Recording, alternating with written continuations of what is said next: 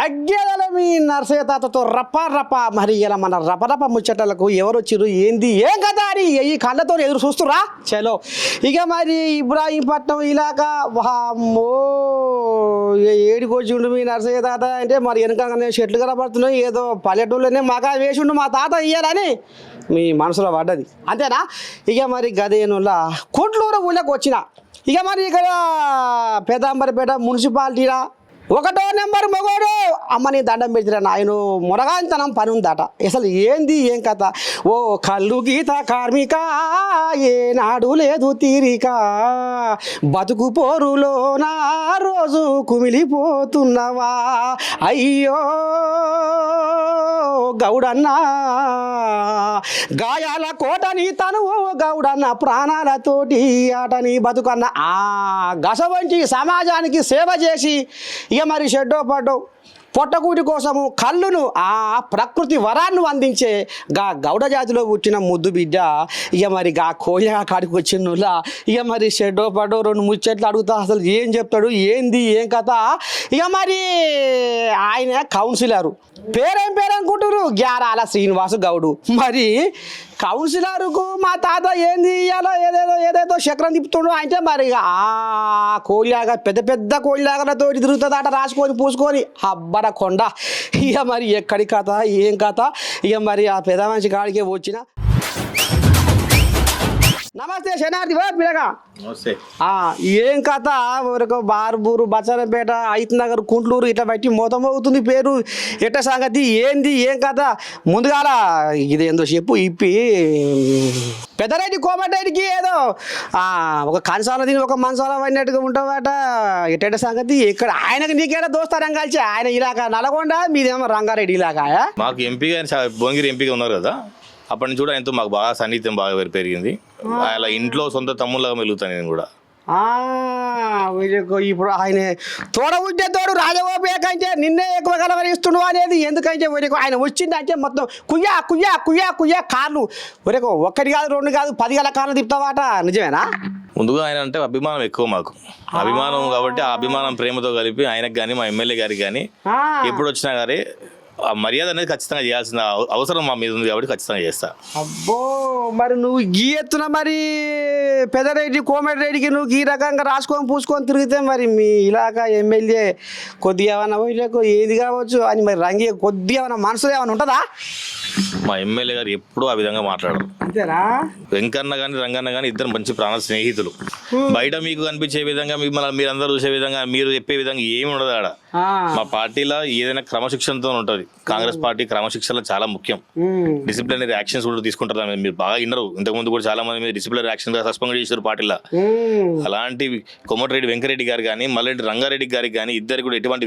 విభేదాలు లేవు ఎంత సోషల్ మీడియాలలో లేకపోతే చిల్లర నా కొడుకులు చేసే ప్రచారాలు తప్ప ఎటువంటి ఆలోచన మీకు అవసరమే లేదు దాని మీద ఇక మరి ఇంతకు మరి గ్యారాల శ్రీనివాసు ఏ రకంగా మరి రాజకీయాన్ని వంట పట్టించుకొని ముందు కురుకులో పెడుతుండు అంటే ఏం చెప్తావు మరి ఇక్కడ షెడ్డో పాటో మరి మీ అయ్య కానీ మీ తాత కానీ ఏమన్నా రాజకీయంలో ఉన్నారా లేకపోతే ఈ కోళ్ళగానే నేర్చుకొని వచ్చిందా ఎవరైనా స్ఫూర్తి ఉన్నారా అసలు ఏం చెప్తావు రాజకీయం గురించి మా నాన్నగారు ఫస్ట్ ఆయన యువజన కాంగ్రెస్ నుంచి స్టార్ట్ అయ్యి మొన్నటి వరకు ఆయన చనిపోయేదాకా కూడా కాంగ్రెస్ పార్టీ సీనియర్ లీడర్ ఉండే మా ఏరియాకి ముందు కాంగ్రెస్ పార్టీలో ఆయన సీనియర్ లీడర్ ఉండే ఆయన తర్వాత మిగతాలో ఎవరైనా సరే జాయిన్ అయినారు కాంగ్రెస్ పార్టీలో అప్పుడు సుధీర్ కుమార్ మలకపేట ఎమ్మెల్యే ఉన్నారు ఆయనకు రైట్ హ్యాండ్గా నాన్నగారు వాళ్ళ తండ్రి గారు ఉన్న శివశంకర్ గారు సెంట్రల్ మినిస్టర్ గవర్నర్ చేసినప్పుడు నాన్నగారు ఆయనకి అత్యంత సన్నిహితులుగా ఉండి వాళ్ళ సైడ్ నుంచి నాన్నకు రాజకీయం బాగా అలవాటు అయిపోయింది ఆయన నుంచి నాకు చిన్నప్పటి నుంచి ఆయన చూస్తూ పెరిగినా కాబట్టి చిన్నప్పటి నుంచి ఆయన మా ఇంటికి జనాలు రావడము వాళ్ళు వచ్చిన వాళ్ళకు ఏదైనా పని ఉంటే చేసి పెట్టడం ఆ చిన్నప్పటి నుంచి ఆయన చూసి పెరిగిన కదా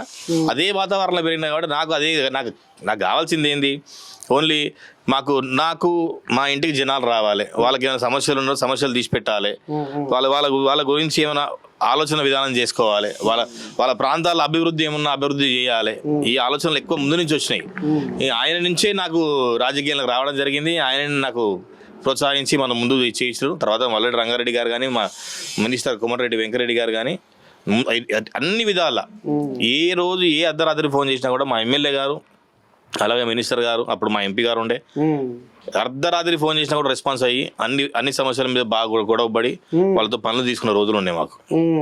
మరి ఇప్పుడు ఇటు పెదకోమటిరెడ్డికి రాసుకొని పూసుకొని తిరుగుతున్న వ్యవహారం కనపడుతుంది, తేడం అయ్యింది. ఇటు మధ్య ఆలేరు బీర్లాంజేతో కూడా కథ నడిపిస్తున్నమాట. ఎక్కడి చూస్తాము, ఎక్కడి సోపతి, ఎక్కడి కథ, మరి నీ బొమ్మలు ఆలేరులో కనపడుతున్నాయి అట, ఇది ఎక్కడి కథ?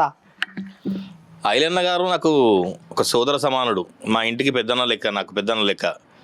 ఆయన ఎమ్మెల్యే కాకముందు నుంచి కూడా ఆయనతో చాలా సన్నిహితంగా తిరిగినాము, మేము చాలా చోట్ల కలిసి వెళ్ళినాము. అట్లా ఆయనకి నాకు బాగా సన్నిహితం పెరిగింది. మరి ఇప్పుడు గ్యారాల శ్రీనివాసు ఇప్పుడు తాజా మాజీ కౌన్సిలర్ అంతేనా? మరి ఒక కౌన్సిలర్కు మరి ఆయన ప్రభుత్వ విప్పు, ఇటు మంత్రులు, మరి పెద్దలతో సోపతుందంటే మరి ఏమన్నా షెడ్డో పడ్డో, ఏమన్నా పెద్ద కొలువులకు ఏమన్నా ఆశ పడుతున్నావా? లేకపోతే వాళ్ళు కూడా ఏమంటారు అసలు? మరి ఉన్నదా ఆడిదాకా ఉన్నదా కథ, బాట పడుతుందా? పార్టీలో కష్టపడ్డాడు, పార్టీలో జెండా పోస్తాడు, ఖచ్చితంగా ఉన్నత పదవుల గురించి ఆశించడా? ఆశిస్తారు కదా. ఇప్పుడు మా నాన్నగారి దగ్గర నుంచి కాంగ్రెస్ పార్టీ మేము సేవ చేస్తున్నాము, తర్వాత నేను సేవ చేస్తున్నా, అన్ని పార్టీ ప్రోగ్రామ్స్ అన్ని కూడా ఖచ్చితంగా చాలా పెద్ద ఎత్తున చేస్తున్నాం. అలాంటి టైంలో మన ఉన్నత పదవులు ఆశించడం తప్ప ఏం లేదు కదా.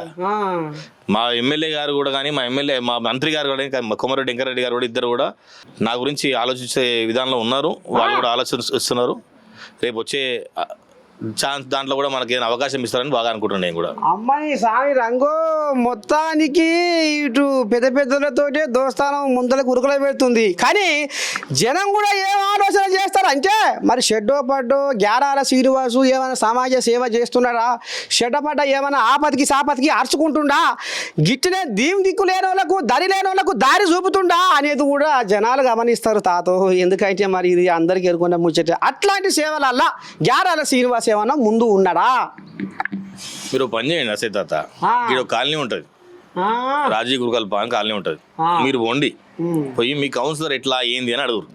వాళ్ళు ఇస్తారు సమాధానం, నువ్వు అడిగిన ప్రశ్నకు సమాధానం వాళ్ళు ఇస్తారు. నేను అమ్మా ప్రతి ఇంట్లో ప్రతి ఇంట్లో చావుకు కానీ పెళ్లికి కానీ మంచికి చెడుకు అన్నిటికీ నేనే ఉన్నాడా.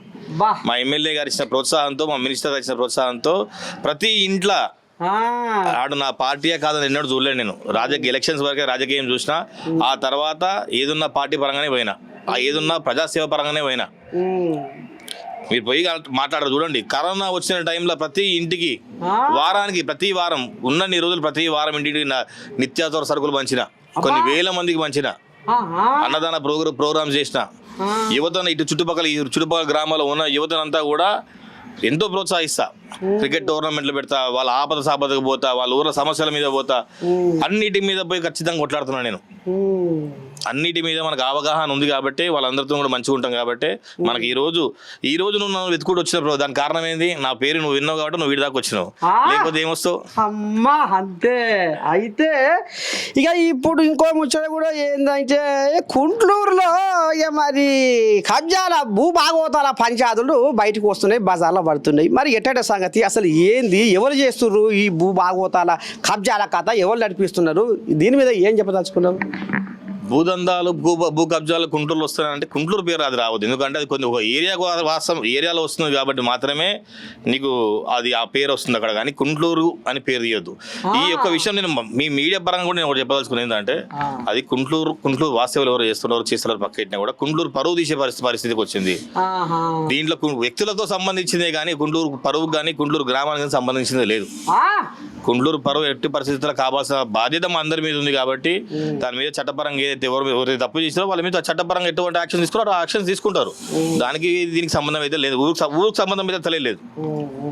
ఇప్పుడు ఈ మున్సిపాలిటీ మరి ఏదో జిహెచ్ఎంసీల కథ కమ్మిద్దామని ఏదో ఆలోచన కూడా మరి జరుగుతుందట. మరి దీని మీద గ్యారాల శ్రీనివాస్ ఏం చెప్పబోతుండు జనాలకు? ప్రభుత్వం చర్యలు జరుపుతున్నారు, కానీ మొన్న కొత్తగా కొన్ని ఆరు గ్రామాలు మన మున్సిపాలిటీలో కలిపినారు. అవి డెవలప్మెంట్ కావాలన్నా, అవి కొద్దిగా అభివృద్ధి చెందాలన్నా కూడా ఇంకా కొద్దిగా మున్సిపాలిటీలో ఇంకొక టర్మ్ మున్సిపాలిటీలో 5 సంవత్సరాలు మున్సిపాలిటీలో ఉంటే ఏమవుతుందంటే వాళ్ళకి అభివృద్ధి కొద్దిగా ఈజీగా అవుతుంది. మనం చిన్న జాగాలో అభివృద్ధి చేయాలంటే చాలా తొందరగా అవుతుంది. జిహెచ్ఎంసీలో పోతే కొద్దిగా లేట్ అవుతుంది. సో మా ఉద్దేశం ఏంటంటే కూడా ఇంకో 5 సంవత్సరాలు ఇంకా మన మున్సిపాలిటీ పెద్దపల్లి మున్సిపాలిటీ అలాగే ఉండి ఈ కొత్తగా విలీనమైన ఏవైతే గ్రామాలు ఉన్నాయో దాని మీద అభివృద్ధి చేయాలని చెప్పి మా ఎమ్మెల్యే గారు ఆలోచిస్తున్నారు. దాని గురించి ఆయన అధికారులతో చర్చిస్తున్నారు. వాటిపైన ఆల్రెడీ అభివృద్ధి పైన ఆల్రెడీ దృష్టి పెట్టి దానికి కొద్దిగా ఫండ్ కూడా శాంక్షన్ చేయడం జరిగింది. రానున్న రోజుల్లో ప్రభుత్వం ఎటువంటి నిర్ణయం తీసుకుని దానికి కట్టుబడి మేము ఉండాల్సింది తప్ప వేరే ఆలోచన ఏం లేదు మాకు కూడా.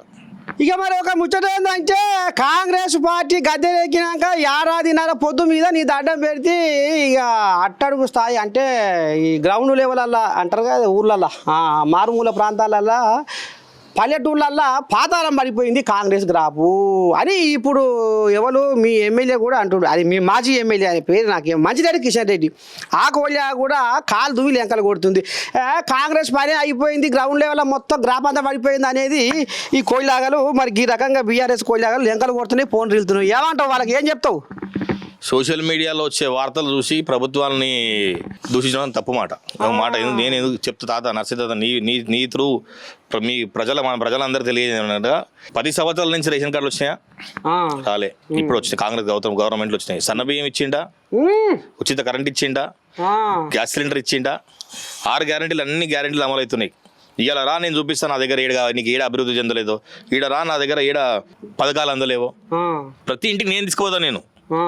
ఇదంతా ఓన్లీ మన సర్కార్ అంటే ఏది మన పాత సర్కార్ ఏదైతే ఉందో BRS government pink media paid media పెట్టి అంత సోషల్ మీడియాలో ఉన్నా లేని అబద్ధాలు గవర్నమెంట్ మీద లేదా మా గౌరవ ముఖ్యమంత్రి మీద దుమ్మెత్తిపోసే ప్రయత్నం చేస్తుంది. కానీ ప్రతి ప్రజలకి ప్రతి ఇండివిజువల్ మనిషికి అక్కకి అమ్మకి అన్నకి తమ్మునికి అందరికి కూడా తెలుసు కాంగ్రెస్ ఉన్నది మాత్రమే అభివృద్ధి చెందుతుంది అని, కాంగ్రెస్ తోనే అభివృద్ధి అవుతుందని చెప్పి. ఇలా నేను చూపిస్తాను నీకు. నా వార్డులో నేను దిగిపోయి 6 నెలల ముందు సంవత్సరం ముందు గవర్నమెంట్ వచ్చింది. అదే ఆ సంవత్సరంలో నాకు 2 కోట్ల రూపాయల నిధులు ఇచ్చినారు. 2 కోట్ల నిధులు ఒక ప్రాంతానికి ఒక వార్డుకి 2 కోట్ల రూపాయలు అన్నమాట. అంటే మేము టీఆర్ఎస్ గవర్నమెంట్ ఉన్నప్పుడు మొత్తం కలిపితే మాకు 5 సంవత్సరాల్లో 2 కోట్లు ఇచ్చినారు. అదే మా ఎమ్మెల్యే గారు వచ్చిన సంవత్సరాలనే మాకు 2 కోట్ల రూపాయలు ఇచ్చినారు. ఇక మీరు చెప్పండి అభివృద్ధి ఎక్కడ లేదు? నేను చూపిస్తా. ఈ భూదాన్ కాలనీ వర్షం వస్తే మునిగిపోతా చూపిస్తా నేను. ప్రతి గల్లీకి సీసీ రోడ్ ఉంది, ప్రతి గల్లీకి స్ట్రీట్ లైట్ ఉంది, ప్రతి గల్లీలో పొద్దున్న నీకు సేప లోకుతున్నారు, ప్రతి గల్లీలో డ్రైనేజ్ ప్రాబ్లం లేదు, ప్రతి దగ్గర అంత నీట్ అంత స్వచ్ఛతంగా ఉంది కదా. మీకు అభివృద్ధి ఎక్కడ జరుగుతలేదు అంటారు మీరు? మరి ఇప్పుడు రాంగపోంగా రాజకీయంలోకి వస్తున్నారు అంటే ఏమనుకుంటారు అంటే ఆయనే సంపాదించుకుంటందుకు రాజకీయంలో రంకెలేస్తున్నారు అనేది ఇప్పుడు లోకం మీద గుసగుస. మరి ఇప్పుడు నిజంగానే గ్యారార శ్రీనివాసు ప్రజలకు సేవ చేస్తుండా లేకపోతే 10వ పరకో పక్కకేసుకుంటుండా? ఈ ప్రశ్న కూడా నువ్వు జనాల్ని అడగాలి. నన్ను అడిగితే నేనేం చెప్తాను? నేను నాకు ఫేవర్ చెప్పుకోవడం ఆన్సర్, కానీ నాకు అగ్రెసివ్ చెప్పుకుంటానా?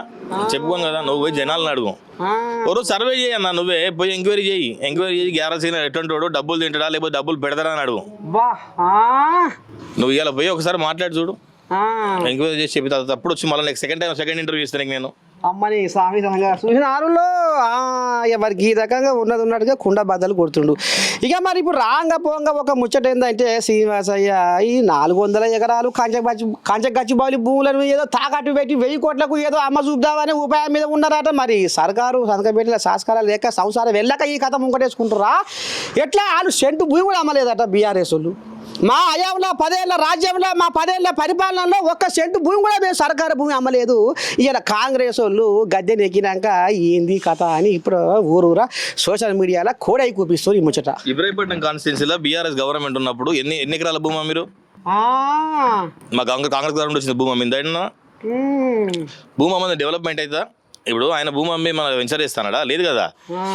మన తెలంగాణ గవర్నమెంట్కి కావాల్సిన అభివృద్ధికి దాని గురించి తోడ్పడుతున్నాయి తప్ప ఆయన సొంతంగా ఆయన రేవంత్ రెడ్డి ఇంట్లోకి పోతున్నాయా పైసలు? ఏమన్నా ముఖ్యమంత్రి గారు ఇంట్లోకి పోతున్నాయా? లేవుగా.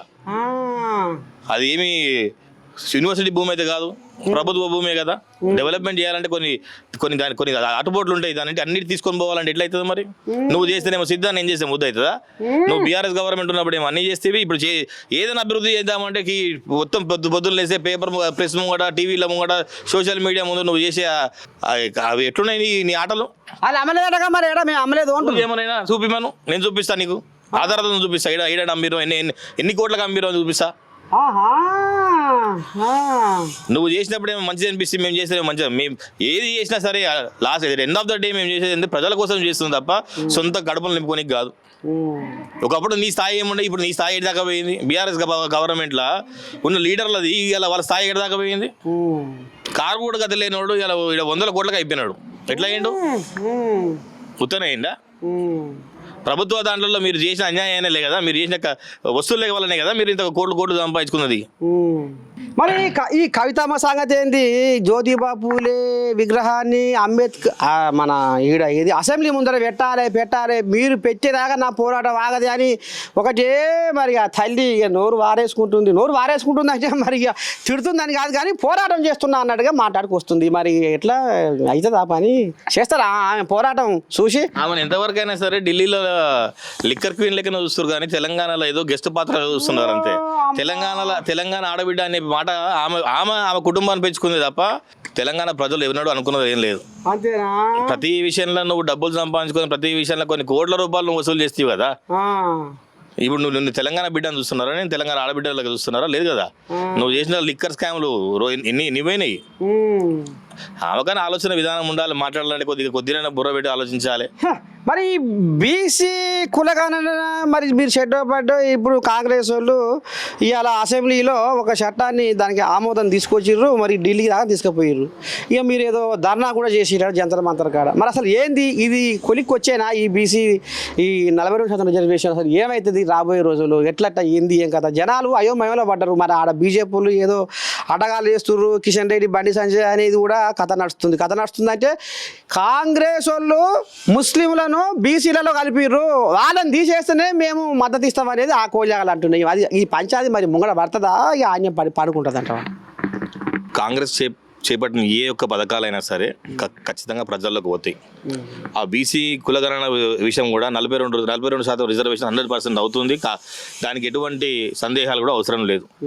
బీసీలని ముస్లింలను బీసీలో కలిపినారంటే అందరు కూడా సమానంగా చూడాలనేది కాంగ్రెస్ పార్టీ సిద్ధాంతం. ఆ సిద్ధాంతం ప్రకారమే పోతుంది.